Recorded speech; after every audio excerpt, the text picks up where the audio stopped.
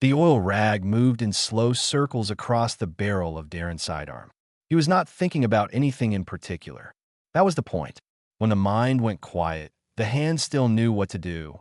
Around him, waypoint Darius hummed with the kind of controlled noise that never quite became silence. Ventilation shafts pushed recycled air through long corridors.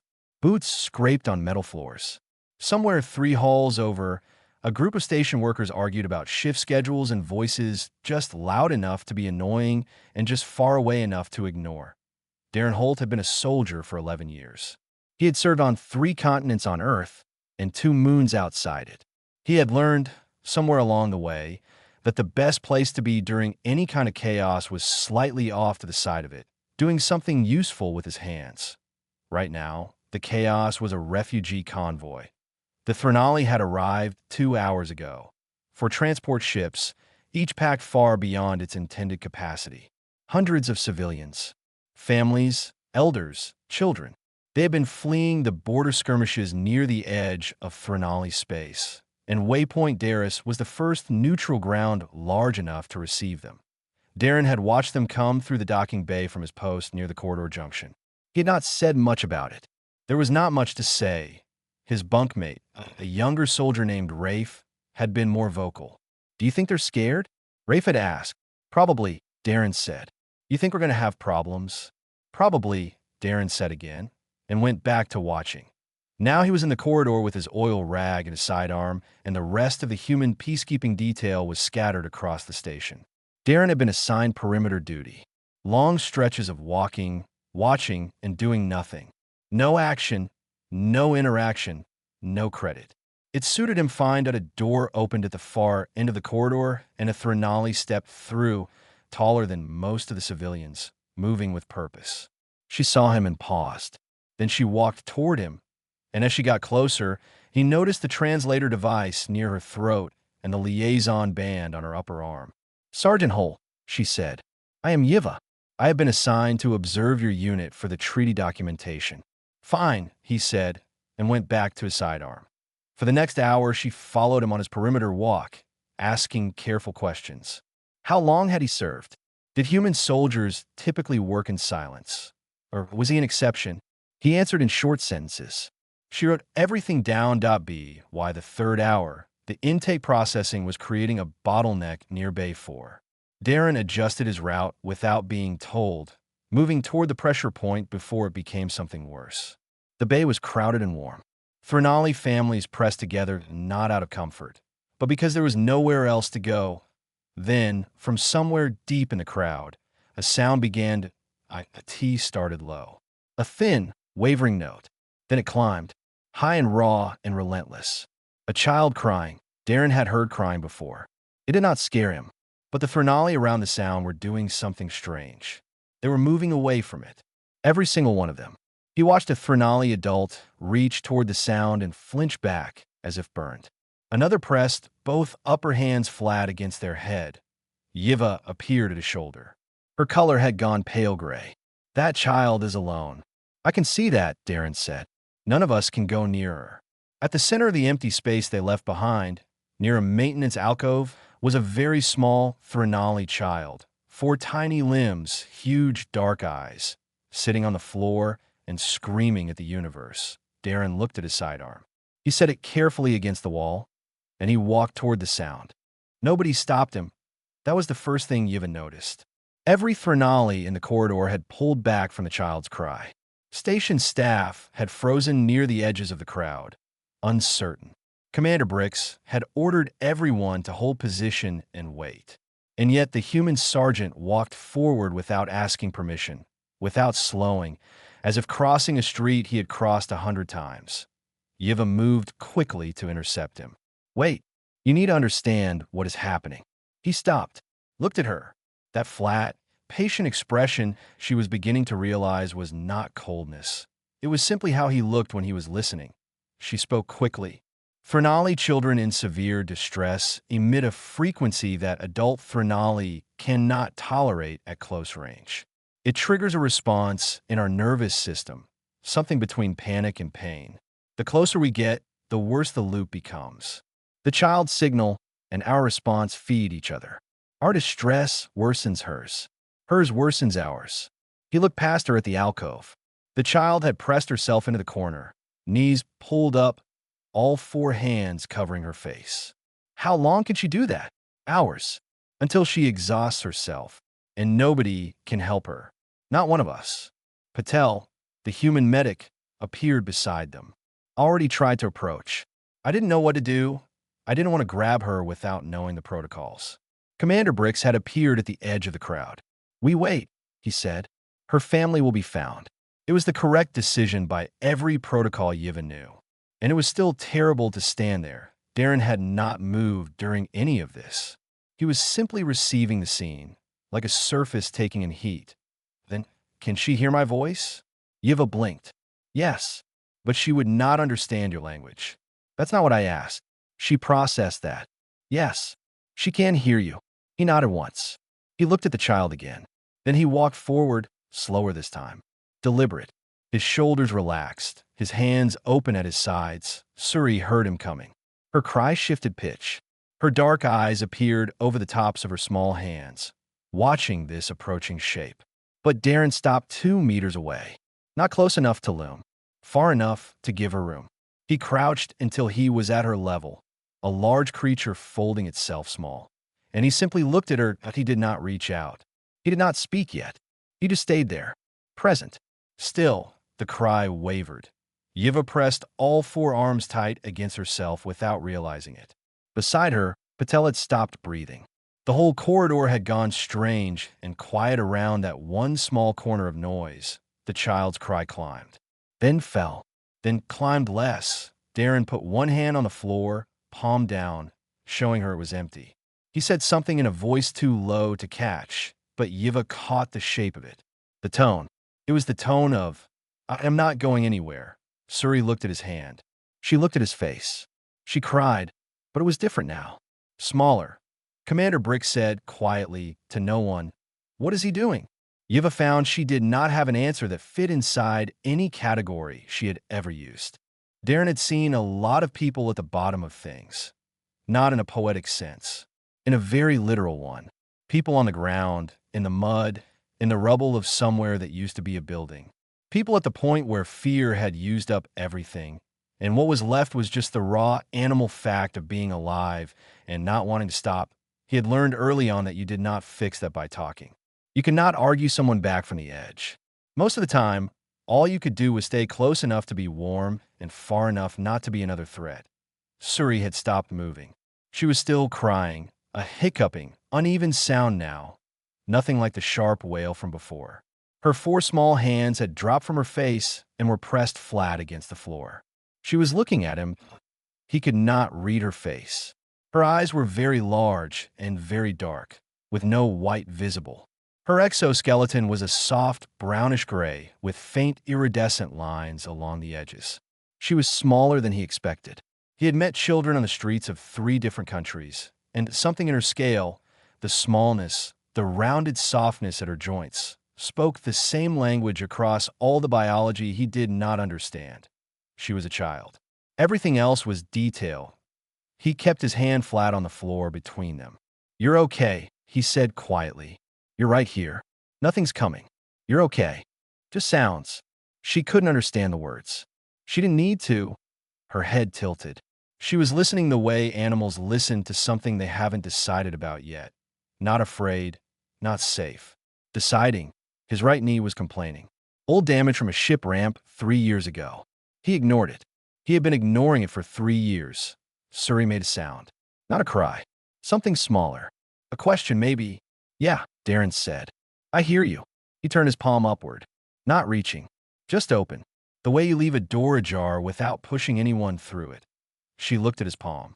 Then one of her small hands lifted from the floor, moved forward an inch, stopped. He did not move. Her hand moved again, investigating on its own while the rest of her stayed ready to run. He had seen children do this with strange dogs. The tips of her 3 fingers made contact with the edge of his palm. He let her touch be whatever it needed to be. She pressed her hand flat against his. Her crying stopped. Not faded. Stopped. Between one breath and the next, the sound simply ended. Suri sat there breathing in small, unsteady pulls, her hand against his palm, her body still braced for something that was no longer coming. After a while, she shifted forward until she was close enough that he could have touched the top of her head without stretching. Then she turned and pressed her face against the inside of his arm, just above the wrist, where his sleeve ended. Her eyes closed. Darren looked at the wall of the alcove. He breathed slowly. He was aware people were watching, but that awareness was distant. Not his problem right now. His problem right now weighed almost nothing and had stopped crying and was breathing in small, even pulls against his arm, but he sat down all the way on the floor. His knee thanked him. Suri adjusted, pressing closer, still holding his hand in all four of hers. He had not done anything remarkable. He had sat on a floor, kept his hand open, and kept his voice calm. But the corridor, when it started breathing again, was a different kind of quiet than before. Yiva had a section in her observational report labeled Human Behavioral Anomalies. She had started it as a formality. Most species produced minor surprises during cross-cultural contact. You noted them, categorized them, moved on. You did not expect anything in that section to matter much. She was now staring at that section and not writing anything. Suri had been retrieved by her family approximately 40 minutes after falling asleep against Darren's arm. Her parents, located in the processing crowd 2 corridors over, had been brought to the alcove. The father made a sound when he saw his daughter that Yiva's translator did not have a word for. He had held the child carefully, staying back from the human, until Suri stirred and, even half asleep, reached back in the direction she had come from. That part Yiva had written down. She underlined it twice. Now she was looking for Darren. She found him where she expected, slightly off to the side of everything, checking perimeter seals on a corridor junction.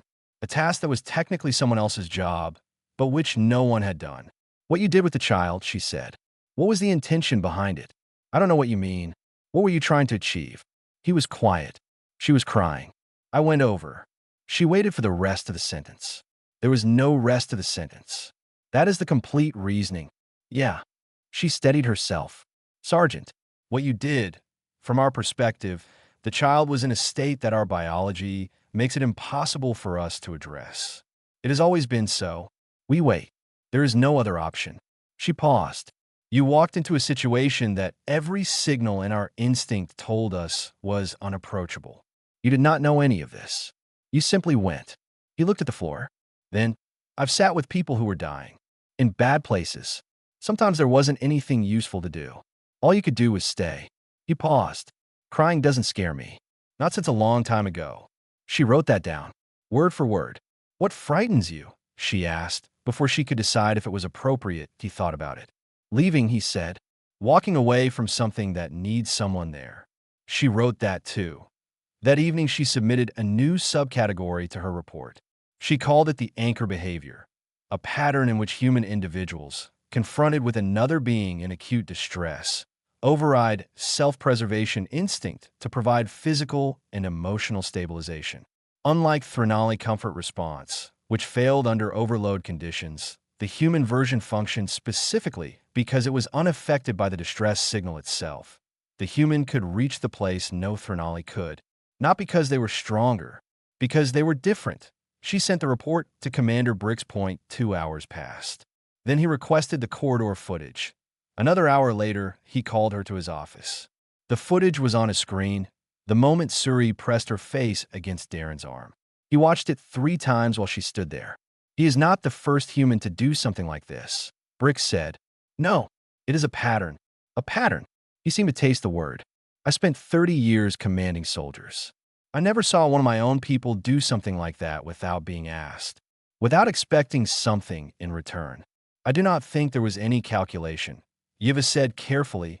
Brix looked at the frozen image. The human on the floor. The child pressed against his arm like he was the only fixed point in the room. "No," he said. "I did not think there was either." He closed the screen and straightened his posture. "Continue your observations," he said. Yiva understood, from his tone, that this was not a dismissal. It was something closer to a request. 3 days later, Suri was found outside the human quarters for the second time. The first time had been the morning after the alcove. A station worker had spotted her sitting in the corridor outside the human bunk rooms, apparently waiting. When asked, she said a word that the translator rendered approximately as the one. Her family had collected her with the specific mix of relief and embarrassment that parents carried when their child did something they couldn't explain or apologize for adequately. The second time, she had managed to find the human common area, sitting near the bench where Darren usually took his meals. She had a loose washer from station fixture and was examining it with great seriousness, as if it were an artifact requiring study. When Darren walked in and saw her, he stopped. She looked up. Her exoskeleton brightened slightly at the edges, the iridescent lines catching the light. Yiva, following at a careful distance, noted this. She had enough behavioral data to know what that color shift meant in a child team meant. There you are. Darren sat down at the near end of the bench, leaving space between them. He opened his meal container. He didn't say anything to Suri. Suri watched him eat, then went back to examining the washer. Yiva wrote, subject established shared space without requiring interaction. Child accepted presence without requiring acknowledgement. Both appeared comfortable. It became a pattern over 2 days. Suri would find him, tracking him by his schedule and instinct, and settle nearby. Not touching, not demanding, just present. And he would do whatever he was doing and not ask her to leave. Her family visited Yiva twice to express, in careful language, that they did not know what to do. Their daughter had formed an attachment to a human, and they did not have a word for it. Yiva thought the word might simply be trust. Suri's mother was quiet for a long time after that. The afternoon, Yiva found them in the equipment room off Bay 3. Sitting on the floor, Darren had a small square of paper in his hands. He was folding it, corner to corner, edge to edge, pressing each fold flat with his thumb. Not in a hurry. Methodical, Suri watched with complete, motionless focus. When he was done, he set a small paper bird on the floor between them. Wings angled, beak pointed, tail fanned. Suri touched one wing with a single fingertip. The wing moved. The sound she made was not something the translator caught. But Yiva knew what wonder sounded like in any species. Darren tore a second square of paper and held it out on his palm. She took it. He began folding again, slowly, letting her watch his hands. Yiva stood in the doorway and did not write anything for a while. Then the message came from Commander Brix. A political decision reached after consultation with the Family Liaison Office. To maintain boundaries between civilians and the peacekeeping detail, families were asked to restrict children to designated residential areas. Reasonable by every standard of operational management. Also, in effect, the end of this. Suri's parents came to collect her. They were gentle and apologetic to Darren in a way that needed no translation. They knew what they were doing. They did not like doing it. Suri stood in front of him and looked up with her enormous dark eyes. He crouched to her level. He looked at her the same way he had in the alcove, steady, complete, not asking anything back. Then he took the paper bird from his pocket and held it out. She took it in all 4 hands and pressed it against her chest. He stood up. He didn't say anything. Yiva watched Suri leave, still holding the bird, not looking back. She wasn't looking back because Yiva thought she knew she would find him again, or because some things were easier to carry when you didn't watch them go. She wasn't sure which. She wasn't sure it mattered. The Fernali Diplomatic Council met in the station's secondary conference room. Borrowed space with mismatched chairs and lighting slightly too warm on one side. Yiva stood at the front and delivered her behavioral report. She had prepared it for 2 weeks. 17 areas of human behavioral observation, cross-referenced with Fernali xenobiological data. Thorough, well-sourced. The most complete document on human emotional behavior any Fernali researcher had produced. She worked through sections 1 through 12 without incident. Section 13 was the alcove. She had tried to write that section the way she wrote the others. She had the sensor data, the footage, her own notes taken in real time. Notes which were considerably less clinical than her others because she had been too caught up in watching to remember to be professional. She could not make it clean. The structure kept getting in the way of the thing that had actually happened. So she stopped trying and simply described it. She told the council what she saw. The corridor emptying. The child alone. Every Threnali adult unable to approach, not through failure of will, but through the simple and absolute fact of their biology. Then the human soldier, setting down his sidearm without being asked and walking toward the sound that every signal in their nervous systems told them to flee. She told them what he did. That he sat on the floor. That he spoke not to fix anything, just to be present. That he turned his palm upward and waited. That when the child touched his hand, her crying stopped between one breath and the next. She told him what he said when she asked him about it. Crying doesn't scare me. Not since a long time ago. The room was quiet when she finished. 11 council members. Skepticism in a few. Discomfort in others. And in 3 of them, those who had seen the footage, something closer to recognition. One member, an older diplomat named Drev, said, "This is an isolated incident. The behavior is not isolated," Yivas said. "I documented 9 additional instances of humans approaching distress situations that other species had already determined unapproachable. Different humans, different contexts, the same pattern." Another member leaned forward. "You called it anchor behavior. The name implies they are anchoring something." "I believe they are," she said. "A fixed presence. Something that does not transmit distress, does not amplify it. Something that simply remains." "That is a generous interpretation," Drev said. "It is the accurate one." She had not planned to say it that directly. She did not take it back. Commander Brick spoke for the first time. When he did, the room shifted toward him the way rooms did when someone who rarely talked finally chose to. "I commanded soldiers for 30 years, he said. "Good ones. Loyal ones. I have never seen one of them walk into something with no tactical purpose, no personal connection to the outcome, no benefit to themselves, simply because a child was crying and no one else could reach her." He paused. His exoskeleton had shifted to a deep, steady blue. Yiva had been watching Bricks for 2 weeks. She had not seen that shade before. "I would like to continue this contact," he said. "I would like to understand them better." The vote on the cultural exchange provision took 4 minutes. It passed. Darren received the package 6 days later, near the end of his rotation. A small carved disc inside. Dark material, smooth, about the diameter of his palm. Geometric patterns at the edges. A note in Threnali script beneath it. He brought both to Yiva. She read the note. Was quiet for a moment. "It is a comfort token. In our custom, they are given to someone a child trusts completely. Not likes, trusts. There is a distinction." She paused. "The note is from Suri's family. It says, 'Our daughter will remember the one who stayed.'" He looked at the disc in his hand. He turned it over once, feeling the weight and smoothness of it. Then he put it in his chest pocket, over his heart, which was simply where he kept the things that mattered. He returned to his post. He was just a soldier. But somewhere in the long, difficult work of first contact, through all the diplomats and the councils and the carefully worded provisions, it was a man who sat on a floor with an open hand who had moved something between 2 species that all the right words hadn't managed to reach. He didn't know that he was just doing his rounds.